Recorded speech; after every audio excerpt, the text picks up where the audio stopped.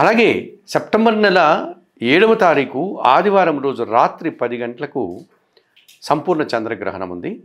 ఈ చంద్రగ్రహణము మరుసటి రోజు అనగా 8వ తారీఖు సోమవారము 1 గంట 20 నిమిషముల వరకు ఉంటుంది.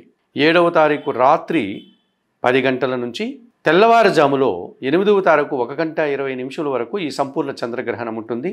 ఇది రాహుగ్రస్త చంద్రగ్రహణం. ఇది కుంభరాశిలో జరుగుతోంది. ఈ రకంగా చంద్రగ్రహణము కుంభరాశిలో జరగడం వలన ఎవరెవరికి ఏమైనా ఇబ్బందులు ఉంటాయా, ఎవరెవరికి మంచి జరిగేటువంటి సందర్భాలు ఉంటాయా అని ఆలోచిస్తే, చంద్రుడు రాహు ప్రభావంతో అతని మీద ఛాయ పడడం వల్ల గ్రహణం ఏర్పడుతోంది. కనుక ఈ చంద్రగ్రహణం వల్ల మేష, వృషభ, కన్య, ధనస్సు రాశుల వారికి మేలు జరిగేటువంటి అవకాశం ఉంది. అనగా వీరికి కొన్ని అనుకున్న పనులు అనగా విదేశీ వ్యవహారాలు కానీ, నూతన వ్యాపారాలు కానీ, నూతన ఉద్యోగాలు కానీ, లేక మనస్సుకు నచ్చేటువంటి కొన్ని సంఘటనలు కానీ జరగడానికి అవకాశం ఉంటుంది. వృత్తి ఉద్యోగ వ్యాపారాల్లో అభివృద్ధిని పొందగలుగుతారు.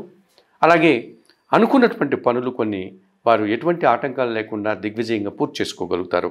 అయితే ఈ రాహుగ్రస్త చంద్రగ్రహణం కుంభరాశిలో ఏర్పడడం వల్ల కొందరికి ఇబ్బంది కలిగించేటువంటి సందర్భాలు కూడా మనకు కనిపిస్తుంది. ఎవరెవరికి మిథున, కర్కాటక, సింహ, తుల, వృశ్చిక, మకర, కుంభ, మీన రాశులకి ఈ 8 రాశుల వారికి కాస్త ఇబ్బంది జరగడానికి అవకాశం ఉంటుంది.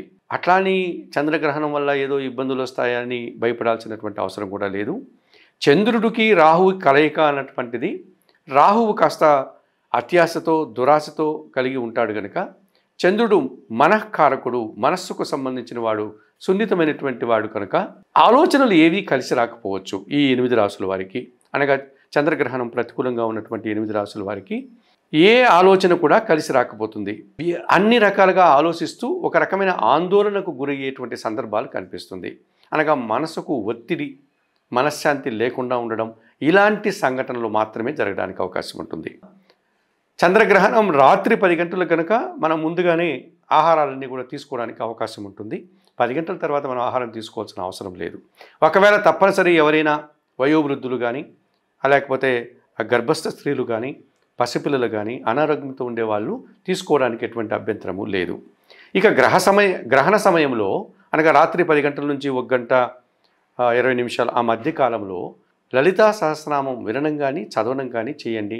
అలాగే శ్రీదేవి ఖడ్గమాల స్తోత్రం కానీ, శ్రీ సూక్తం కానీ మీరు చదువుకోవడం వల్ల ప్రశాంతంగా ఉండగలుగుతారు. గ్రహణం ఎట్లాగో రాత్రి 1 గంట 20 నిమిషాలకు పూర్తి అవుతుంది కనుక ఆ మరుసటి రోజు ఉదయం మనం 6 గంటల తర్వాత స్నాన కార్యక్రమాలు పూర్తి చేసుకొని ఇల్లు వాకిళ్ళని శుద్ధి చేసుకొని మీరు మిగతా పూజాది కార్యక్రమాలు చేసుకోవచ్చు.